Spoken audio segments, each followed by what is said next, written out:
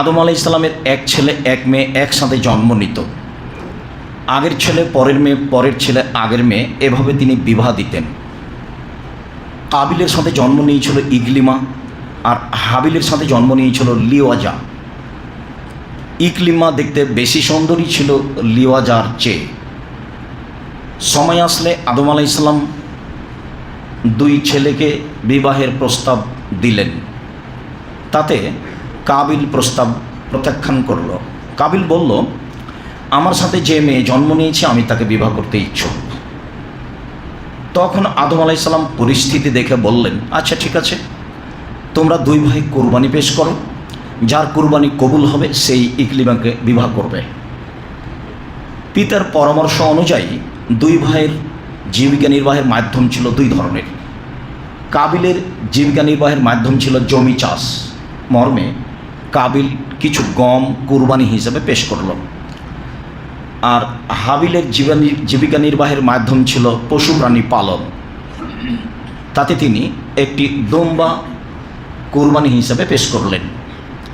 তখন কুরবানি কবুলের পদ্ধতি ছিল আকাশ থেকে আগুন এসে জ্বলে যাবে, যার কুরবানি জ্বলে যাবে তারই কুরবানি কবুল হয়েছে বলে প্রমাণ হবে। অবশ্য বিষয়টি এখন থাকলে আমরা বুঝতে পারতাম কার টাকা হালাল আর কার টাকা হারাম। আল্লাহ তাআলা আমাদের প্রতি দয়া করে গোশত খাওয়ার অনুমতি দিয়েছেন। এর অর্থ এই নয় যে আমরা মুখে আল্লাহকে সন্তুষ্ট করার আশায় হারাম টাকা দিয়ে কুরবানি করব, তা আদৌ ঠিক নয়। বলছিলাম, সম্মানিত দিনী ভাই বোন, আকাশ থেকে আগুন এসে দুম্বা জ্বলে গেল, গমগুলি থেকে গেল। এতে কাবিলের ক্ষোভ বেড়ে গেল। কাবিল ভাবল, আমি সমাজে অপমান হয়ে গেলাম। হাবিল সমাজে সম্মানিত হলো। বিবাহ করতে পারেনি ইকলিমাকে, সেই জন্য কাবিল হাবিলকে হত্যা করেছে, বিষয়টি এমন নয়। বরং নিজের মান সম্মান ঢাকতে গিয়ে কাবিল একদা হাবিলকে বলল, দেখো আমি তোমাকে হত্যা করব। তখন হাবিল বলল, দেখো তুমি আমাকে হত্যা করো, তবে আমি তোমাকে হত্যা করব না। তুমি তোমার পাপ আর আমার পাপ নিয়ে বিচারের মাঠে উঠিও। রাসূল সাল্লাল্লাহু আলাইহি সাল্লাম বলেছেন, পরিস্থিতি খুব জটিল হয়ে গেলে সমাজে বাহিরে যায়ও না, বাড়িতেই থাকিও। তো সাহাবীগণ বললেন, পরিস্থিতি এত জটিল যে আমি বাড়িতে থাকলেও মানুষ আমাকে এসে মারবে, তখন কি করব? তখন আল্লাহ রাসূল বললেন, আচ্ছা ঠিক আছে, তাহলে আদমের দুই ছেলের ভালোটার মতো হয়েও। কেউ যদি তোমাকে ঘরে মারতে আসে, তুমি বলিও, ঠিক আছে তুমি মারো, আমি তোমাকে মারব না, এই কথা তুমি বলিও। পৃথিবীর অবস্থা এমন একদিন আসবে, মানুষ আপনাকে বাড়িতে ধরে মারবে, পরিস্থিতি এত জটিল হবে। সময়ের গতিতে কাবিল হাবিলকে হত্যা করলো, লাশ পড়ে আছে। কাবিল কি করবে ভাবতে পারে না। ইতিমধ্যে দুটি কাক আসলো। আল্লাহ তাআলা বলেন, একটি কাক আরেকটি কাকের সাথে লড়াই করে মেরে ফেলল। জীবিত কাকটি মরে যাওয়া কাককে একটা গর্ত খুঁড়ে মাটিতে পুঁতে দিল। কাবিল বুঝতে পারলো হাবিলকে কি করতে হবে। অপমান বোধ মনে করে কাবিল একটা গর্ত খুঁড়ে হাবিলকে মাটিতে পুঁতে দিল। আজও অমুসলিমকে মাটিতে পুঁতে দেওয়ারই বিধান রয়েছে। যখন আলী রাদিয়াল্লাহু তাআলা আনহু আল্লাহ নবীকে বললেন যে আপনার চাচা ইন্তেকাল করেছে, আল্লাহ নবী বললেন, যাও ওকে নিয়ে গিয়ে গর্ত খুঁড়ে মাটিতে পুঁতে দাও। আমি তো চেষ্টা চালিয়েছিলাম, আমি বলেছিলাম, চাচা আপনি লা ইলাহা ইল্লাল্লাহ বলেন, বাকিটুকু বিচার মাঠে আমি দেখে নেব কি করা লাগে। তো সে তো আমার কথা মানেনি। মেনে নিলে তো এখন রাসূল সাল্লাল্লাহু আলাইহি ওয়াসাল্লামের পদ্ধতিতে গোসল হতো, জানাজা হতো, কাফন দাফন হতো। যেহেতু আমার কথা আমার চাচা মানেনি, কাজেই তুমি মাঠে নিয়ে গিয়ে গর্ত খুঁড়ে মাটিতে পুঁতে দাও। বুখারী মুসলিম। সম্মানিত দিনী ভাই বোন, তাই হলো, এই হলো ইতিহাস। আমাদের কুরবানি ইব্রাহিম আলাইহিস সালামের কুরবানি। ইব্রাহিম আলাইহিস সালাম তার স্ত্রী সারাকে সাথে নিয়ে এক এলাকা দিয়ে পার হচ্ছিলেন।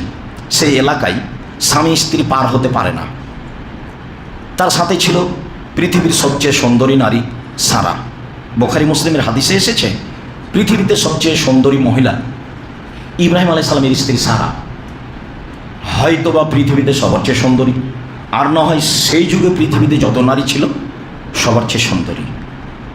ঐতিহাসিকগণ বলতে চেয়েছেন, ইউসুফ আলাইহিস সালাম মানুষ হিসাবে সবচেয়ে সুন্দর মানুষ ছিলেন, এই জন্য যে ইউসুফ আলাইহিসসালাম পেয়েছিলেন দাদির চেহারা, দাদির রূপ, যার কারণে মানুষ হিসাবে ইউসুফ আলাইহিসসালাম সবচেয়ে সুন্দর মানুষ ছিলেন।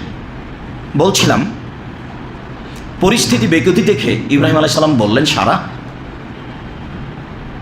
তোমাকে যদি জিজ্ঞাসা করে এইটা কে, তাহলে তুমি বলিও এটা আমার ভাই। আমি কিন্তু তাদেরকে বলেছি তুমি আমার বোন।